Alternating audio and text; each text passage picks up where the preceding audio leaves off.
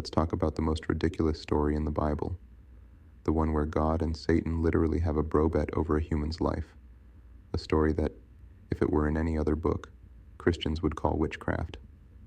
But because it's in the Bible, deep revelation. Let's go. So apparently, Satan just waltzes into heaven like he's still got a backstage pass. No alarms, no thunderbolts, no angelic security force, like, hold up, you're not on the guest list. Nah, he just pulls up like, what's good, God? And God, the all-knowing, all-powerful supreme being, doesn't kick Satan out, doesn't vaporize him. He's not even mad. Instead, he hits him with a, what you been up to? Like it's two ex-friends catching up at Starbucks. Satan's like, oh, just roaming the earth, ruining lives, causing trauma, gaslighting humans, the usual. And here's where it gets wild. God flexes. Have you seen my boy Job, though? That's my MVP. That man praises me on Tuesday and tithe on Sunday. Ain't nobody more loyal. And Satan, the original hater, claps back. Duh. Of course he loyal. You made his life soft. Take away his blessings and he'll fold faster than a Sunday suit. And God, being the ultimate bad decision maker, says, bet, go ahead, ruin his life. Just don't kill him. Yes, you heard that right. God agrees to let Satan torture one of his most loyal followers, just to win a bet. This is what y'all call divine wisdom. This is what preachers say shows God's glory. Bro, this sounds like Saw. Divine addition. Job didn't sin. He didn't do nothing wrong. He was literally minding his holy business and ended up in a spiritual cockfight between God and the devil. And then it gets darker. His children, dead. His wealth, gone. His health, trashed. His wife tells him to curse God and die.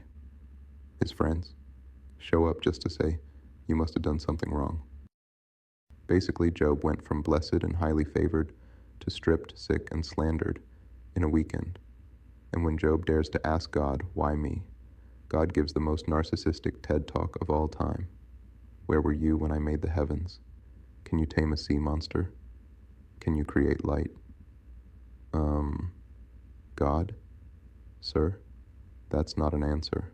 That's like a teacher failing you on a test and then yelling, well, I built the school, so sit down. Make it make sense.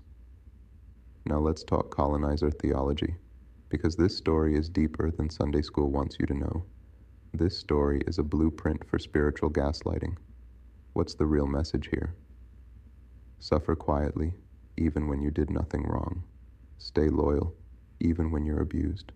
Worship the system, even when it ruins you, because if you endure enough pain, you might get a reward. Later. Sound familiar? That's the exact theology colonizers used on enslaved Africans. God is testing you. Be like Job. Endure. Obey. Don't question. Your reward is in heaven. They literally used the book of Job to convince people that being whipped, raped, robbed, and dehumanized was part of God's plan.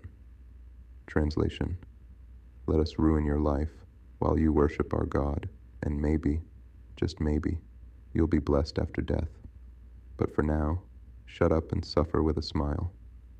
Job wasn't a lesson in faith. He was a spiritual crash test dummy. And the church turned his tragedy into a motivational poster. So next time someone tells you God is just testing you like Job, just remember, that means their God is in a group chat with Satan, and your pain is just a cosmic bet. Awakening. Quote, if your God needs you to suffer to prove a point, you might be in a toxic relationship with a colonizer deity.